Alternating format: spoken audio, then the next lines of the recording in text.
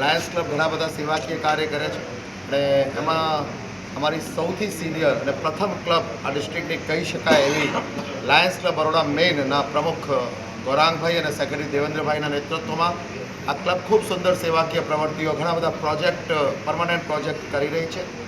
ખાસ આ જ ક્લબના સભ્ય એવા અમારા ભૂતપૂર્વ પાર્ષદ ગવર્નર સ્વર્ગીય ડાયન વિશ્વજીત મહેતાની સ્મૃતિમાં છેલ્લા 10 વર્ષોથી અલગ અલગ સબ્જેક્ટ પર એક વ્યાખ્યાન માલાનું આયોજન ક્લબ દ્વારા કરવામાં આવે છે અને આજે પણ 16 તારીખે એક વ્યાખ્યાન માલાનું આયોજન કરવામાં આવ્યું છે, જેની અંદર પદ્મશ્રી ડૉક્ટર શૈલેષ નાયક ઉપસ્થિત છે. અને ક્લાઇમેટ ચેન્જ એ આજનો સૌથી મોટો વિષય છે, એક જ્વલંત વિષય છે. ગમે ત્યારે વરસાદ આવી જાય છે, ગમે તે સિઝનની અંદર જે પહેલાં નહીં આવતું તો એવા ફ્રૂટ આવી જાય છે. એટલે આ બધું ક્લાઇમેટ ચેન્જના લીધે થઈ રહ્યું છે અને ક્લાઇમેટ ચેન્જ પ્રમાણે આપણે ખેડૂતને પણ પરિવર્તન કરવું પડે, અદરવાઇઝ આપણે એની સાથે સસ્ટેન નહીં કરી શકીશું. એવા એક વિષય સાથે આજે પદ્મશ્રી ડૉક્ટર શૈલેષભાઈ નાયક બધાને માર્ગદર્શન આપવાના છે. આ સુંદર કાર્યક્રમ લાયન્સ ક્લબ બરોડા મેઇન દ્વારા રાખવામાં આવ્યું છે. ખાસ આગામી કાર્યક્રમની વાત કરું તો લાયન્સ ક્લબ દ્વારા એક લાયન્સ રત્ન એવોર્ડ અને અનસંગ હીરો એવોર્ડ આગામી 31 માર્ચ મંગળવારના રોજ વડોદરામાં અમે કરી રહ્યા છે. એની અંદર સમાજની અંદર અલગ અલગ ક્ષેત્રની અંદર, પછી એજ્યુકેશન હોય, પછી હ્યુમેનિટેરિયન સર્વિસ હોય, યુથ હોય, સ્પોર્ટ્સ હોય, એવા અનસંગ હીરો જેને કોઈ ઓળખતું નહીં હોય કે સારું બ્લડ ડોનર હોય, એવા વ્યક્તિઓને અમે અવોર્ડથી સન્માનિત કરવા જઈ રહ્યા છે. જેટલી માહિતી અમારી પાસે હોય એનાથી ઘણી માહિતી આપ મીડિયાના મિત્રો પાસે હોય છે, કેમ કે આપ સમાજના દરેક ક્ષેત્ર સાથે ટચમાં રહો છો.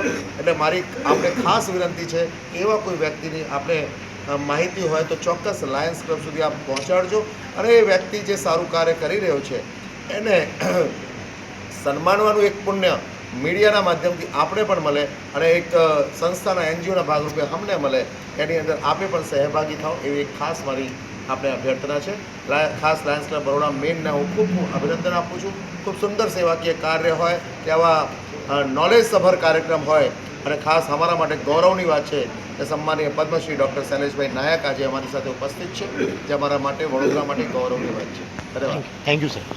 આ જે પેરિસ એગ્રીમેન્ટ થયું અને 2020માં એ જો દરેક દેશોના જે ગોલ્સ છે ન અચીવ તો ટેમ્પરેચર 2 ડિગ્રી ઉપર જવાની શક્યતા છે.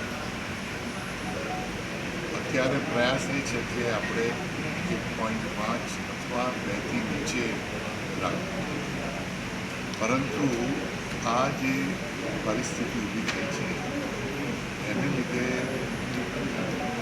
જે અસર છે એ આખી દુનિયામાં થશે અને જે ડેવલપિંગ કન્ટ્રીઝ છે, જે ભારત છે અને બીજા બધા, એ લોકોને પણ એ લોકો અસર વધારે થશે, કારણ કે જે ચેન્જીસ આવી રહ્યા છે, જેવા કે હીટ વધી રહી છે, હીટ વેવ્સ આવે છે, ત્યાર પછી સાયક્લોનની ફ્રિકવન્સી વધી ગઈ છે, એટલે આ બધી ઇફેક્ટ આપણા ઉપર આવશે અને લીધે ઇકોનોમિક ઓલ્સો ડેવલપમેન્ટને પણ અસર થશે.